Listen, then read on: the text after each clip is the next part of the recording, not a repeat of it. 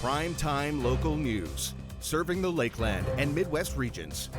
Good evening and welcome to Primetime Local News. 4 more people have died of COVID-19 in Saskatchewan. 3 of them were in the Saskatoon zone and 1 in the South zone. 3 were over 80 and 1 was in the 60 to 79 age range. There are 181 new cases with 10 in the Northwest. The Northwest 2 subzone, which is the immediate Lloydminster area, has 5 new cases and 62 active cases. There are 3,819 active cases across the province. 121 people are in hospital. 7 of those are in the Northwest. 24 people are in intensive care. 237 more people have recovered. City Council has approved next year's budget, setting the total at just over $83 million. Eric Bay has more. It's been called a bare-bones budget by Lloydminster Mayor Gerald Albers in the past, and this budget will see nearly $8 million in projects deferred to 2022. While spending is tight, the city is not cutting services, something council made a priority. We've heard example after example of places cutting services, and that's the toughest part. I don't want to shut down an arena. I don't want to shut down a recreational facility because we don't have the money for it. Especially at these times, the argument will be, where am I going to find the money? I know it's going to be difficult. It's going to be very challenging. Instead of cutting services, residents will see a 3% tax increase, allowing the city to cover the budget. I don't think there is anybody out there that would like to see a tax increase. But in saying that, of course, there are increases through inflation and other things. So by bringing forward a 3% increase, we won't lose any services. While the budget is approved, it's not final. Changes will be made depending on funding the city receives from the provincial governments and if projects come in under budget. If the provincial governments reduce our funding, we will be back and we have a choice of either cutting more projects off that $7.9 million that's been cut, or we will have to say, okay, we need to ask for half a percent more to get through this year. I just want to remind people that this isn't cut and dried and in stone. The budget will be reviewed in April. Eric Bay, Primetime Local News. Last week was Education Week in Saskatchewan, and this year's theme was connecting and learning in new ways. Throughout the school year, we have seen more activities moved online, which one local school is taking advantage of. At École Saint-Thomas, they have been teaching the students about Indigenous culture and other Indigenous lessons through videos and online presentations. Afterwards, the students get to ask questions and learn more about the subject through a Google Meet. So far, the technology hasn't presented many difficulties. Even when she's showing them now, if the picture isn't quite as clear on Google Meet, for example, she's already shown them the items that they want to see, and if they want to see it again, she just lifts it up and shows it to them. I was watching a presentation with 1 grade, and a child asked about feathers. Well, she dug around in her office and she pulled out synthetic feathers and real feathers and showed them the difference and what the symbolism was, and it just really was crucial for what they wanted to know right then. Since the students are in a smaller environment where they are more comfortable, they become more engaged in the videos and their questions. It's even less intimidating probably when they're on the computer than if we were to ask them to ask questions in the gym. If we done an assembly or a larger group with 70 or 80 people, little children in kindergarten wouldn't feel comfortable standing up and asking a question. So in the context of their classroom, they're in a place to really feel comfortable to ask what they're feeling, what they're thinking. Teachers at École Saint-Thomas and LCSD want to offer lessons about Indigenous peoples to the younger students so they carry that throughout the rest of their school years.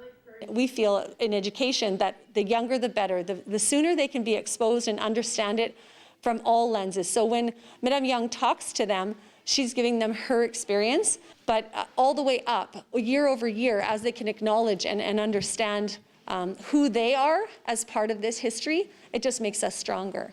Jasmine King, Primetime Local News. May Theatres is following all of the safety regulations to keep residents safe during COVID-19 and is now at 30 limit capacity per auditorium. The local cinema is also taking part in Here Comes Santa Claus coming up this Saturday. Our Shelby Clark has more. A restriction was put in place for movie theaters to not allow people to eat or drink inside the auditoriums, but now that mandate has changed.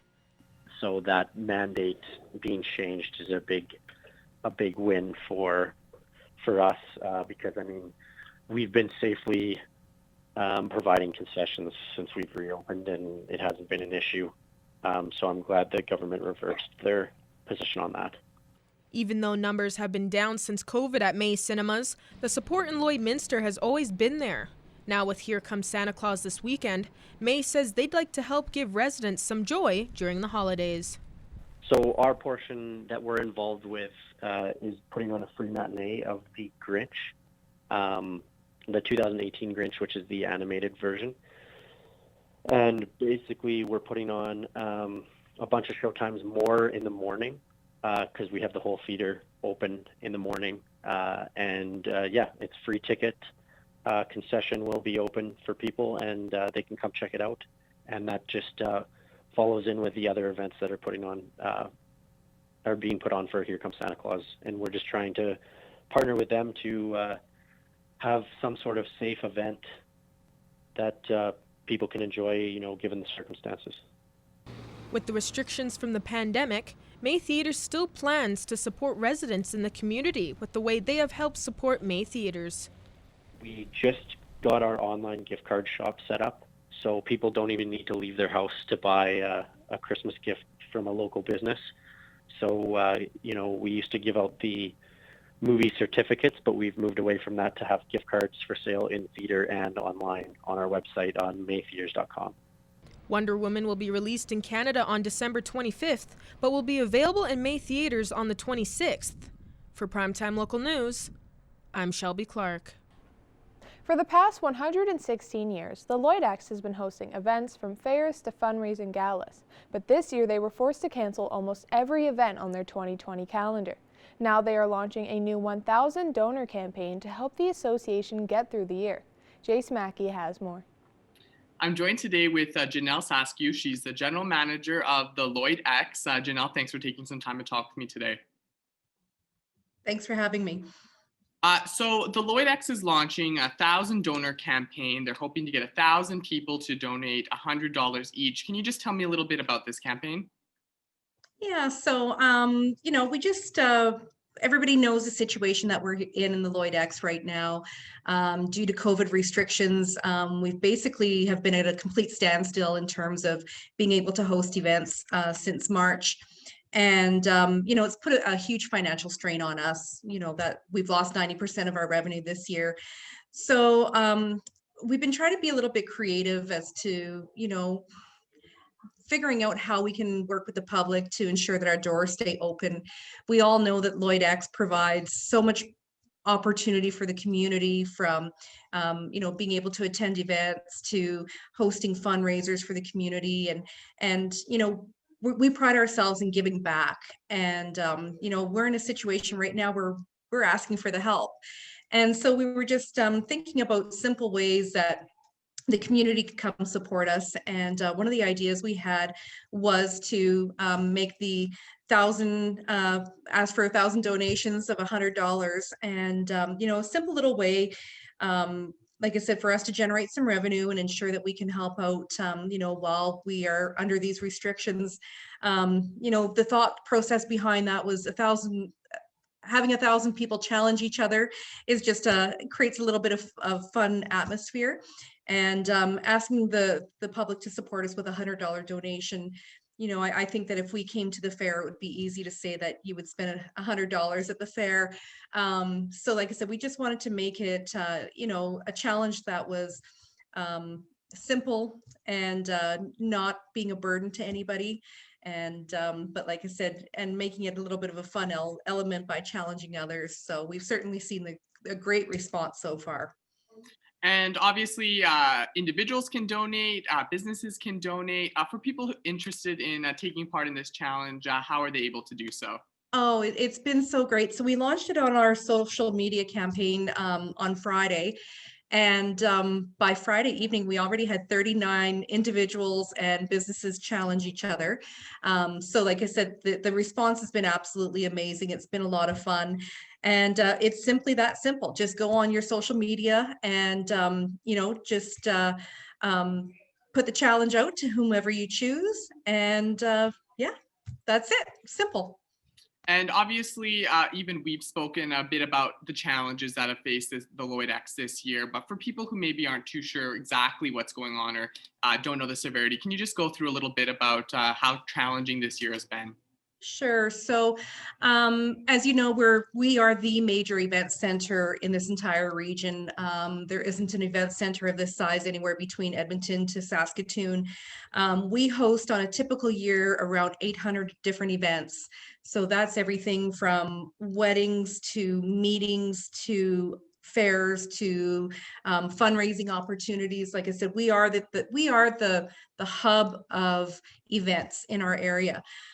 Due to the COVID restrictions, we've had to cancel basically all of our events. And, it's just put a lot of strain on us. It's costing us about $125,000 per month just for our fixed costs.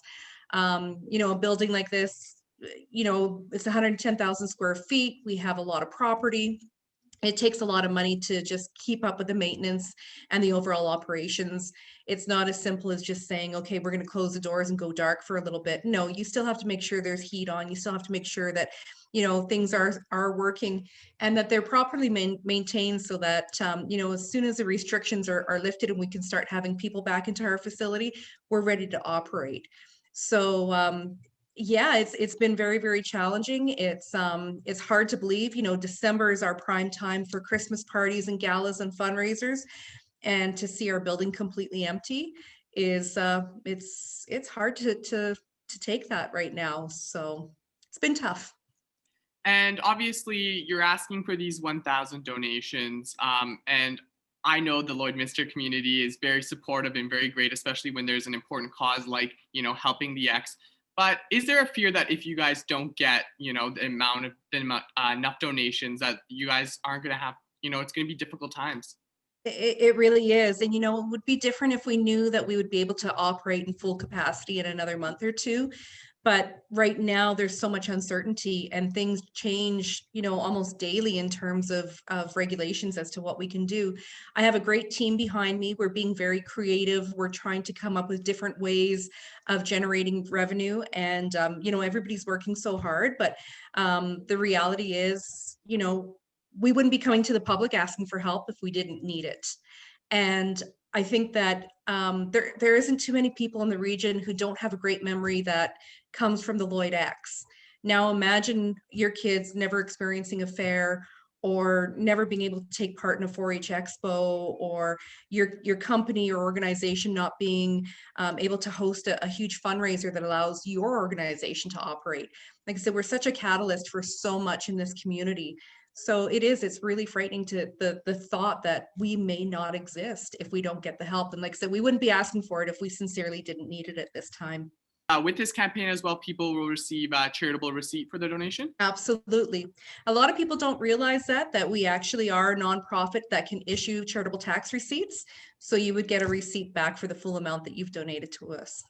Awesome. Well, thank you so much, Janelle Sasky, for taking some time to talk with me today. And I encourage anyone who's interested in this or want to try and support the Lloyd X to challenge their friends and donate that $100. Going to a great cause. We want to remain here in the community for another century. So thanks so much, Jace.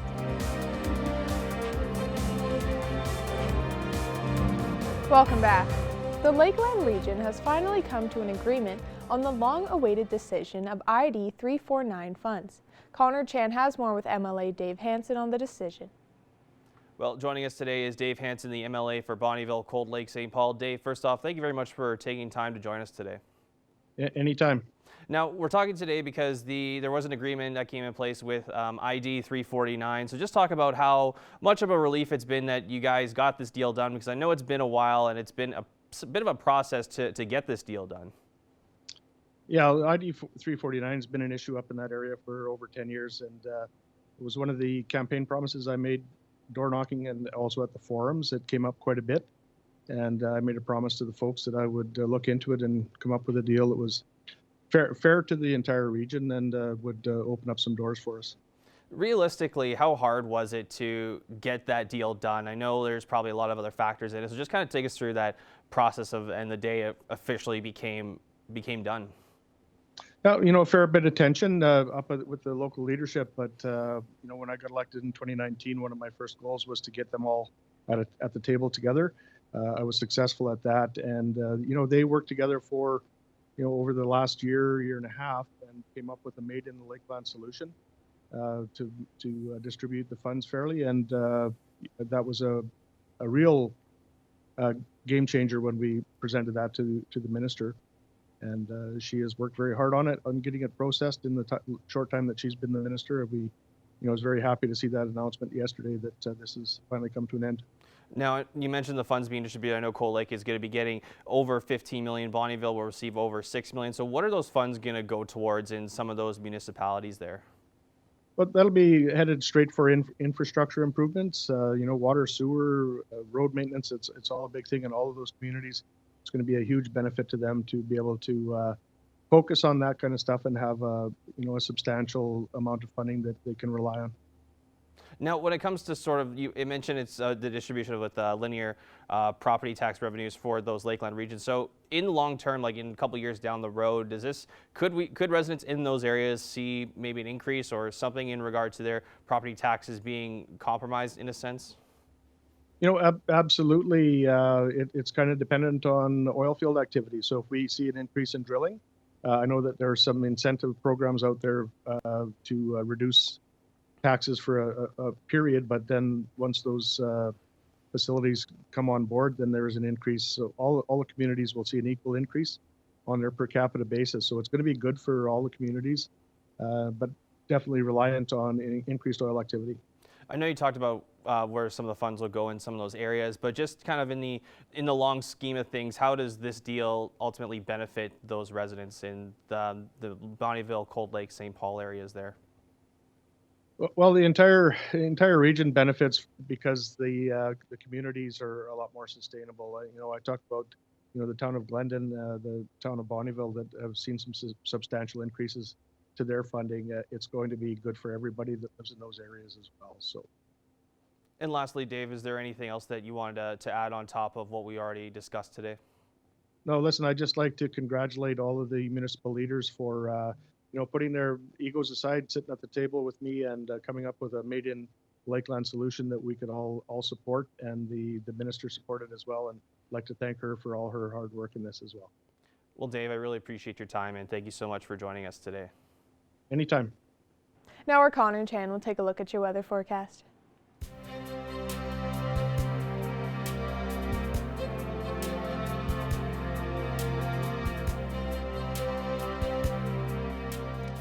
All right, thanks a lot, Jasmine. Looking right now, still sitting around that -3 mark. Of course, we did have lots of clear skies throughout the day. As we look out west there, a little bit warmer in some areas like Edmonton and Edson, sitting at 2 degrees and 4 there in Edson.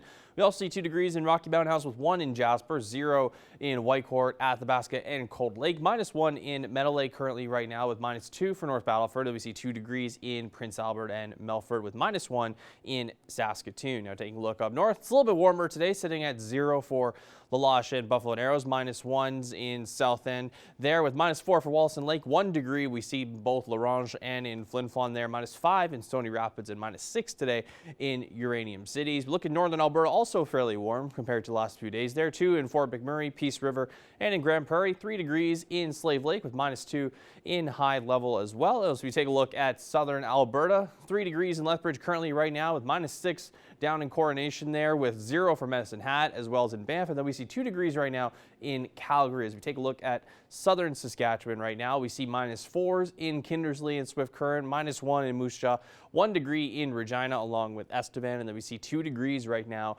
in Yorkton. So we're seeing lots of warm temperatures throughout most of the country. As we look at Winnipeg, sitting at 0 right now. Cloud coverage in Toronto right now. Of course, we talked about yesterday how there was lots of snowfall and special weather warnings in most of Ontario. As we look at Quebec City right now in double digits, sitting at 11 degrees right now with 4 in St. John's and 15 right now in Halifax. All sunshine in Edmonton at that 2 degree mark, and some cloud coverage in Regina. 7 in Vancouver right now with -4. Up in Yellowknife with some flurries happening right now as we look at, Whitehorse right now at 1 degree, seeing some snowfall as well. Now as we look for tomorrow, we will be in the positives for the first time in a while here. 3 degrees is our expected daytime high, and we'll also see that number in areas like Marwayne, St. Paul, Bonnyville, and Cold Lake. Very warm in Lac La Biche tomorrow at 6 degrees, 5 in Vegreville and Vermilion tomorrow. 2 degrees continuing on in Edmonton with 4 in Wainwright, plus 2 there in Maidstone, and then 0 tomorrow for North Battleford. Then we'll see 2 degrees in Meadow Lake and Green Lake, and then 4 degrees in Isle La Crosse. So it's going to be a nice few days here. So we look at Wednesday, Thursday here, 3 degrees continuing on into the next several days. Clear skies there for Thursday. A little bit of cloud coverage will come on Friday there. Then we'll see some more cloud coverage heading into Saturday there with a high of 1. And then we'll see a high of 2 there for Sunday with mostly cloud coverage continuing on there as well. 1 degree on Monday though, and then we'll look at Tuesday this time next week with a 2-degree daytime high and a low of 3 degrees. We're well below averages for this time of year. We usually average around -7 as our daytime high, and we usually average around -15 for our daytime low. So we're doing pretty well in terms of our daytime highs and lows this time around, as we are seeing much warmer temperatures than we expected. That is a look at your weather forecast for now. We'll have more primetime local news after the break.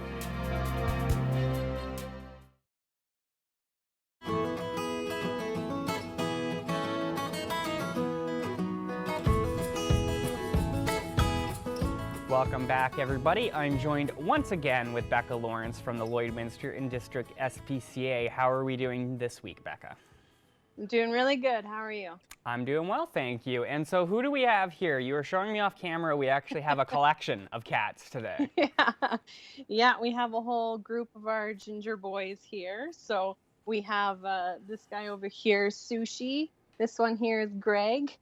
And then this guy here is Bill. They're all kind of in a bit of a playful mood, so I'm keeping my fingers clear right now.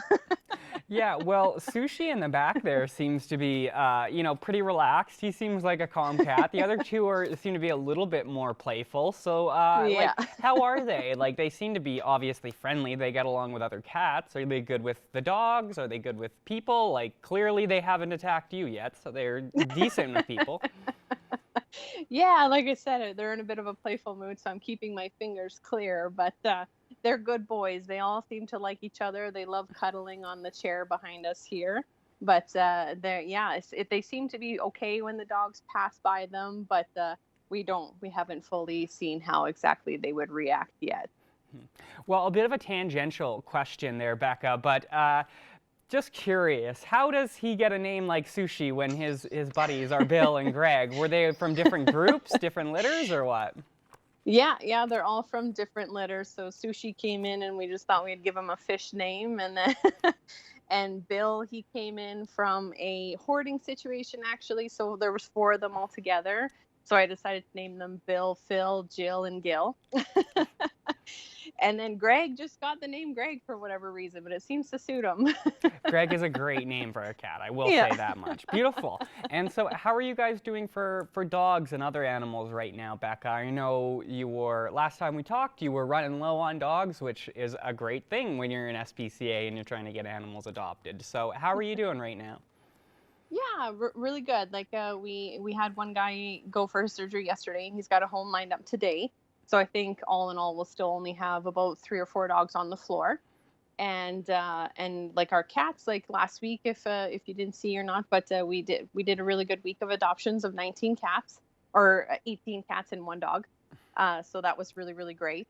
But yeah, so really we're not doing too bad for space, and we're actually able to call our waiting list a little bit. Beautiful. Well, that's great to hear. I know you guys were at capacity for a little bit there, so it's really good to hear that we have some more units moving, so to speak. Now, Becca, the big upcoming event right now, and we've been talking about it around the office and such, is the Jail and Bail. So how are you guys doing? Have you gotten some more volunteers in the last week or so? Yeah, like I think we're up to 10 different businesses now that are participating in it, and which is great. So we obviously are still looking for more if anybody else wants to participate, and we've collected a few items for the silent auction that we're going to have on the same day, just to kind of help with raising some funds as well. And so we're still working on getting some more donations brought in. Sorry about the fight behind me. No, that's okay. They're distracting me a little bit. Sorry, please continue, Becca. You're looking for silent auction items and yeah. So we're gonna have a silent auction again, like I said, to try and help raise some funds again, just to kind of keep the numbers up and hopefully we'll have another successful year. Beautiful. All right. So once again, if anybody out there is, wants to volunteer your time for the jail and bail, or like Becca said, if you're a business and maybe you want to give something, a silent auction item, all those things are helpful and will, help with this event and getting some more animals adopted and raising some more money for the SPCA. So one last question before we take off here, Becca. I always like to ask, are there any specific items that you're looking for donations right now? For the most part, like we always go through a lot of laundry detergent. Food we're doing really good for. And then obviously the monetary donations are the biggest one that we're looking forward to right now. But yeah, that's pretty much it for right now for supplies. Beautiful. All right. Well, you heard it here first, everyone. Once again, I would like to thank Becca for taking the time to speak with us this week. And we will talk again soon, Becca, next week. And we'll discuss more jail and bail details then. Absolutely. We'll see you then. Thank you. Manage your waste and recyclables with Quick Pick Waste Disposal. 100% locally owned and proud to serve and support the communities we call home. Quick Pick, the convenient solution to avoid pollution. Well, joining us today here on Primetime Local News is Canadian artist Sasha, who is one of the many artists involved in the Connected music series that's happening right now up until mid-December. Sasha, I want to start with just asking you what it means to you to be asked to be a part of this music series. Just means that I get the opportunity to do what I love to do, especially at a time like this. And it's always nice to be invited and to be recognized as, an artist in the community. I know this concert series is filmed mostly online and, just in front of either your band or with the camera crew involved. So take us through kind of how you felt performing in front of very little people and just kind of give our viewers a little bit of an understanding on what that was like. Yeah, I mean, it's totally different when your audience is a few camera crew as opposed to the audience that you're used to and many people. I still take joy in my performance. You'll still find that I still take joy and I'm still passionate to do what I do, which is music and to sing and to perform. And obviously, yeah, I miss the connection with an actual audience, but I'm glad to be able to still make a way for music to be heard and enjoyed, even through technology. Now, describe your music style for those that aren't too familiar with your music. Well, I'm a country artist and singer-songwriter, and this new EP kind of took on a little bit of a different sonic appeal. It's a little bit more on the, I'd say, pop country side of things. I grew up, in a small town. I love traditional country music. I love classic country music. I won the Next Country Music Star, which gave me a platform to play at Havelock Country Jamboree, which is more traditional style music, and that's what I love and I love to do at the core of it. But this new EP and the new sound that's out right now, and even with the song Standards at Radio, definitely took a different approach and was open to exploring some new sonic approaches, which it's country with a little bit of edge, and a little bit of swag, kind of a fresh new sound in the country music genre. Now, in a time where, racism and discrimination seems to be at the forefront in society, do you really value your performance, especially in a music series like this, where it highlights other diverse artists across the country? And do you embrace the opportunity to showcase who you are as a performer? I just do what I love to do. I don't even think about external. I think music doesn't, in my opinion, discriminate. People close their eyes and they hear a voice. They either like it or they don't. And it's not because of what color it is. It's just because what they hear and what falls on people's ears. So, for me, I just do what I love to do. And I'm always honored to be invited to any event and do, and regardless of, what I look like. So I never really approached it that way. And lastly, have you had a chance to watch some of the other performances? I know your performance is on YouTube for those to watch, but have you had a chance to watch anybody else yet? I haven't. There's been a lot on the go right now for me personally. I haven't been able to check out everybody, but I'm really looking forward to watching the showcase and getting familiar with the artists that are going to be a part of it this week. Well, Sasha, I really appreciate your time, and thank you so much for joining us today. Thank you for joining us on Primetime Local News. Have a great night.